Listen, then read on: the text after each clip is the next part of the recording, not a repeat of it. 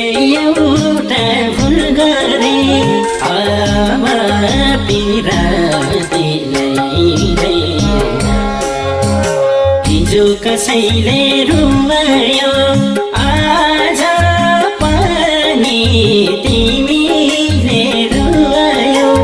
भइगयो मलाई कोही पनि चाहिँदैन खोपेर फुल भरे जिन्दगीमा एउटा भुल गरे अब पिराती लैदैन हिजो कसै